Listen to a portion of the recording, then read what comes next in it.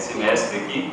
Estou com uma turma aqui do terceiro semestre e gostando muito, muito satisfeito e já pensando em continuar fazendo alguma coisa mais aqui. Então vamos lá. O Evangelho na história de Israel.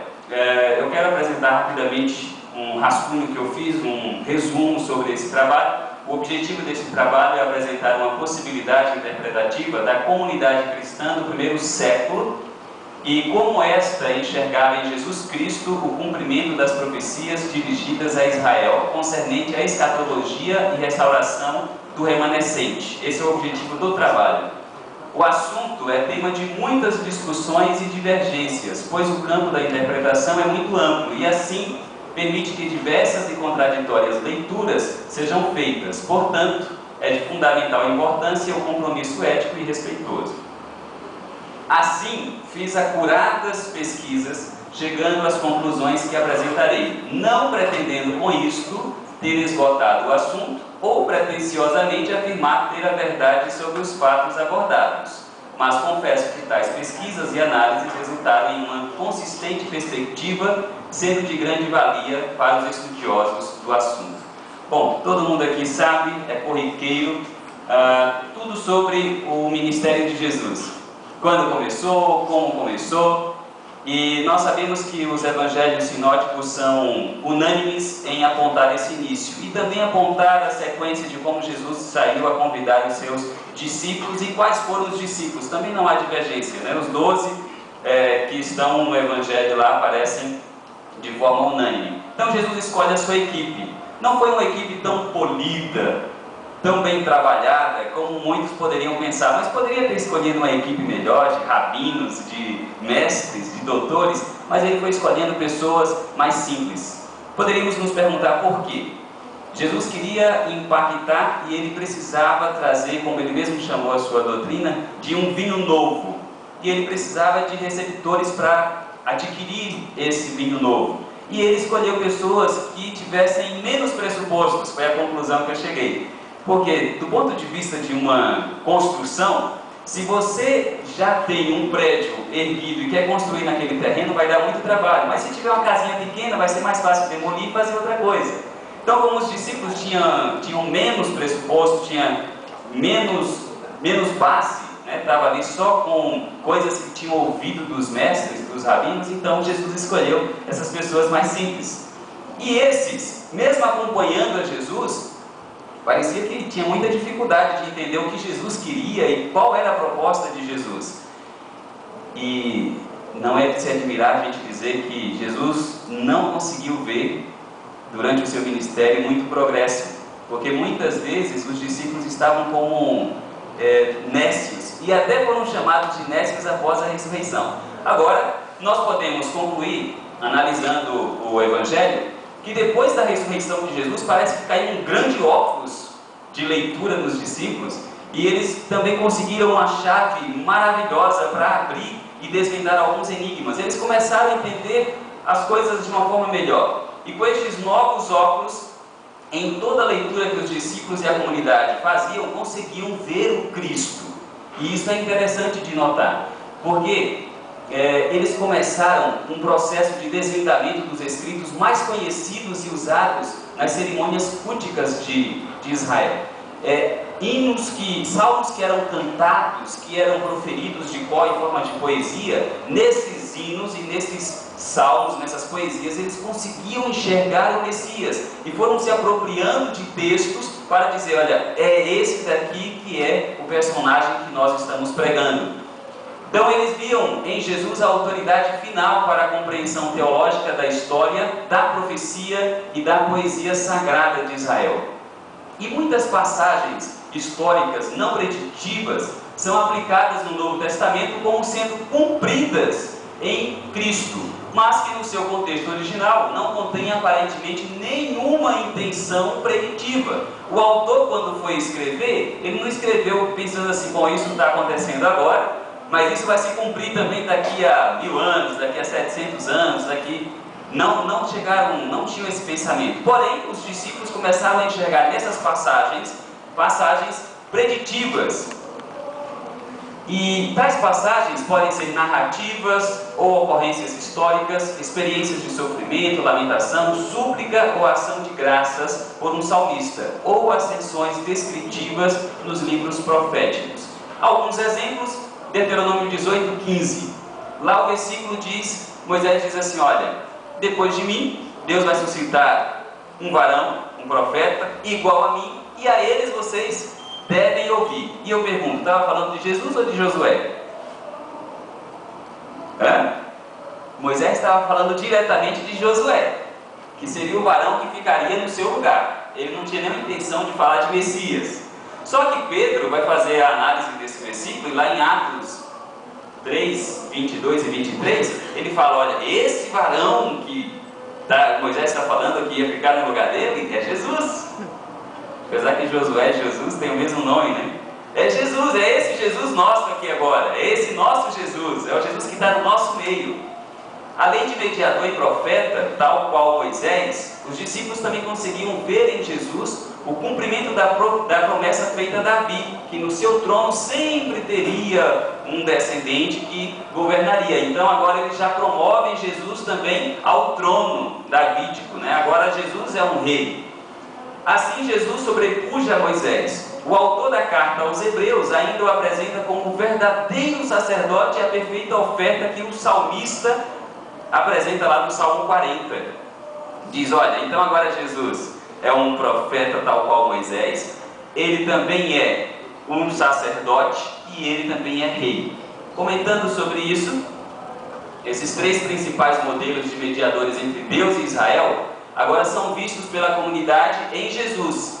E comentando sobre isso, o R.T. France, ele fala assim: pelo fato da esperança messiânica ter sido exemplificada nos três tipos israelitas de mediadores entre Deus e o seu povo do concerto, o profeta, o sacerdote e o rei, ela possuía profundo significado quando Jesus reivindicava esses três ofícios sagrados como tipos de sua própria missão para Israel e o mundo. Então Jesus, ele reivindicava esses títulos para si, apesar de que quando ele fazia isso, os discípulos não entendiam muito bem, mas depois começaram a se apropriar dos textos para assim apresentá-lo.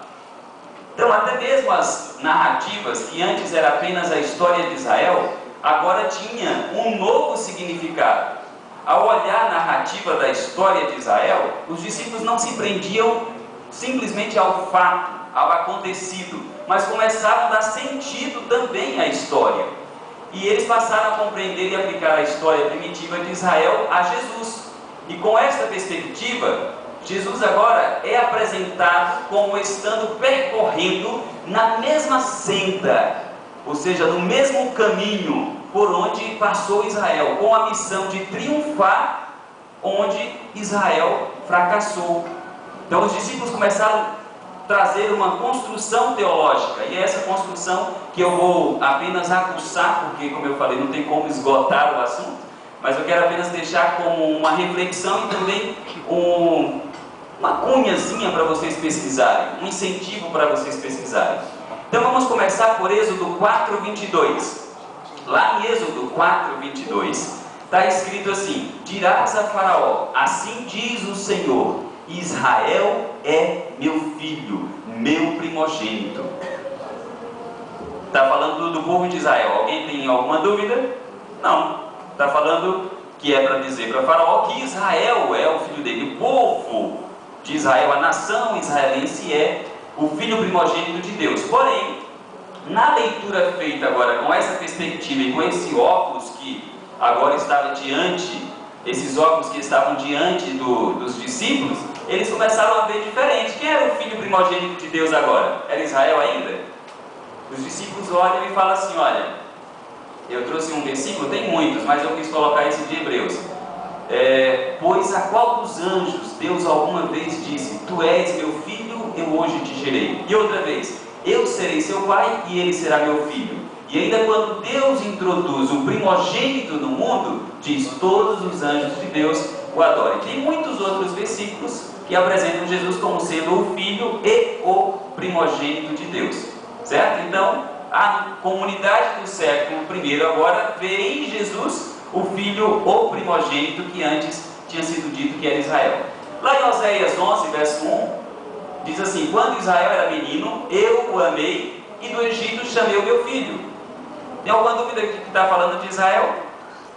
Está falando de Israel, isso é muito claro, certo? Só que, e isso é tão claro que o contexto fala isso. O versículo 2, por exemplo, diz assim: olha, quanto mais eu chamava, mais eles se afastavam de mim. Então o contexto deixa claro que está falando de Israel. Não é uma profecia pensada, elaborada. Porém, tem a digital de Deus ali, do Espírito Santo, que é como nós entendemos. Então, a comunidade vai olhar para esse versículo e falar: é claro que isso aqui está falando de Jesus. E olha que Jesus até foi morar no Egito mesmo. E por coincidência, pelo mesmo motivo, ou algo muito similar na história de Moisés, né? Algo muito similar também acontece no nascimento de Jesus. Começa lá a ter uma matança de crianças, de infantes, e ele tem que ir para o Egito. E do Egito, então, chamei meu filho. E Jesus é chamado do Egito. Bom, quando Israel saiu do Egito, eles se depararam com o mar à sua frente, correto? E eles atravessaram o mar. E esse atravessar do mar é visto pela comunidade do século I como um batismo. Olha que interessante. Então, 1 Coríntios capítulo 10, verso 8, o apóstolo Paulo fala: em Moisés todos eles foram batizados na nuvem e no mar. Então, Israel estava saindo do Egito e passando agora pelo quê? Pelo batismo, pelas águas. E lá em Deuteronômio 8:2 diz que eles passaram 40 anos vagando no deserto, e isso aconteceu para que eles fossem postos à prova, certo? Então 40 anos vagando, e isso aconteceu para que eles fossem postos à prova. E o interessante é que Jesus, depois que vem do Egito, depois que cresce, depois que assume o seu ministério, ele passa pelas águas, é batizado, depois ele é posto à prova, certo? É levado para o deserto para ser posto à prova, e depois ele fica 40 dias e 40 noites lá. Foi o período da prova. Então tem uma similaridade. Israel sai do Egito, passa pelo batismo, depois que passa pelo batismo ele vai ser tentado, vai ser provado. Agora vamos analisar as provas. O mesmo acontece com Jesus, é posto à prova. E interessante é que Israel só ia passar 40 dias, ficou 40 anos por causa dos erros, dos pecados que cometeram. Assim Cristo esteve, aqui é um autor, Lamondelli, é um teólogo famoso.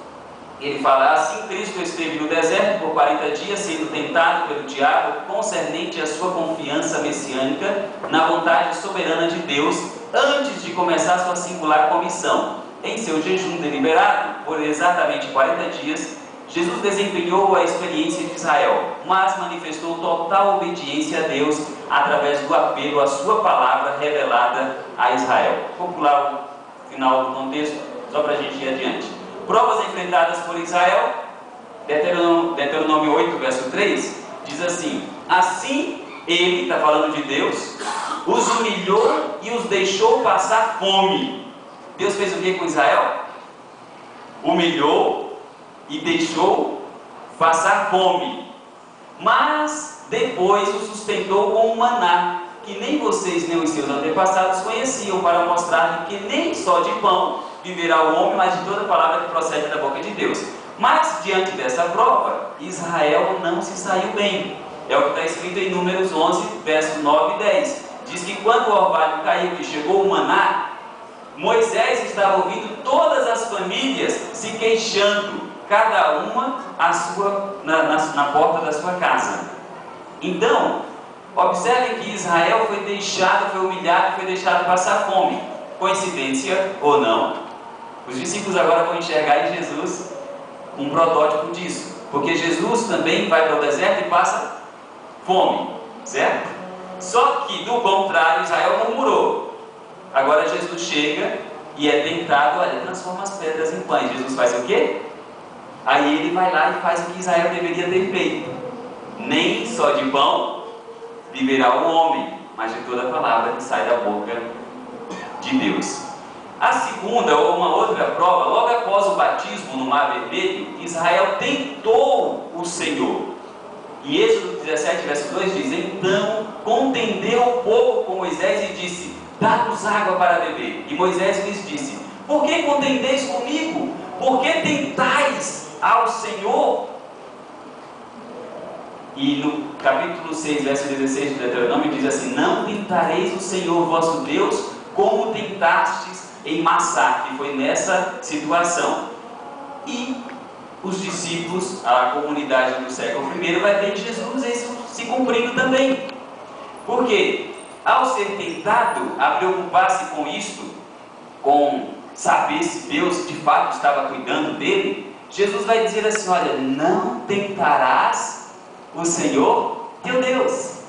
Ele triunfa na prova que Israel fracassou. É a construção teológica que é feita. O versículo mais conhecido, eu creio, do Deuteronômio é esse: ouça, ó Israel, o Senhor, o nosso Deus, é o único Senhor. Só que logo após o batismo, Israel passa pela prova e faz o quê? Fracassa, né? Vai adorar o quê? O bezerro de ouro. E quando Jesus passa pela mesma prova, o inimigo fala: olha, se prostra diante de mim e adora. E ele fala: somente ao Senhor teu Deus adorarás, e só a Ele oferecerás culto. Então é uma construção teológica muito bacana, e teria muita coisa a apresentar, mas eu sei que eu estou até falando rápido pela ansiedade, eu sei que o meu tempo já esgotou praticamente. Então, nos capítulos 6 a 8 de Deuteronômio estão os requisitos que deveriam ser cumpridos por Israel para que pudesse ter acesso à terra prometida e, além disso, ser bem-sucedido, tendo a bênção e a aprovação de Deus. E esses são os únicos capítulos usados por Jesus ao ser tentado. E a pergunta é: por quê? Por que Jesus respondeu sempre usando Deuteronômio 6 a 8? Não usou nenhum outro versículo. É interessante. E do 6 ao 8 estão os requisitos para Israel entrar na terra, acessar na terra. Comentando sobre isso, é dito o seguinte: o Robert Frenz, ele fala assim: não seria porque ele via nesses capítulos, com suas vívidas lembranças das lições aprendidas por Israel em seus 40 anos de peregrinação no deserto, um padrão para o seu próprio tempo de prova? Deus havia testado a obediência de Israel no deserto por 40 anos. Agora, Ele estava testando seu filho, Jesus, no deserto por 40 dias, antes de sua grande missão de libertação. Então, torna-se claro que, em termos tipológicos, os discípulos estavam apresentando a Jesus como o novo Israel. Essa é a construção que está sendo feita. Jesus agora é o novo Israel. Vou pular aqui. O Charles Dodd diz assim: o cristão deve ter essa compreensão para conseguir entender a escatologia israelense. Quer dizer, eu coloquei isso, né, por causa da pressa. Charles Dodd vai falar isso aqui agora. A verdade neotestamentária de que Jesus Cristo incorpora o Israel de Deus como um todo e assim produz o cumprimento essencial da história e profecia deste em sua própria vida, é crucial para a compreensão cristã da escatologia israelense. Então, o que Dodd está dizendo é que eu preciso ter esse tipo de abertura, de entendimento, para compreender a escatologia que se refere a Israel, certo? Que se refere a Israel. Então eu preciso desse entendimento. Eu vou só resumir com o último slide aqui. Eu vou colocar o último slide, lamentavelmente, porque o meu tempo acabou. Em suma, porque eu queria falar um pouco sobre a escatologia, né? Como que é vista a escatologia por essa maneira. Porque algumas pessoas esperam que Jesus vai restaurar Israel, vai vir ficar um período com Israel restaurando. Então, dentro dessa visão, o que seria essa compreendida? Qual seria a luz por essa maneira de pensar? Mas, em suma, Jesus é apresentado como quem está revivenciando a história de Israel para cumprir o propósito de Deus onde este fracassou. Sendo assim, Em sua ressurreição, a restauração prometida a Israel é concretizada, como comenta Charles Dodd a respeito de Oséias 6:2. A ressurreição de Cristo é a ressurreição de Israel, da qual falou o profeta. Então, eu espero que tenha servido para, pelo menos, aguçar a curiosidade e que vocês tenham como interesse, a partir de hoje, dar uma pesquisada nessa maneira de pensar, nessa maneira de raciocinar. Me perdoem apenas pelas palavras aceleradas, porque eu queria ganhar tempo, mas muito obrigado também pela atenção e que Deus abençoe vocês.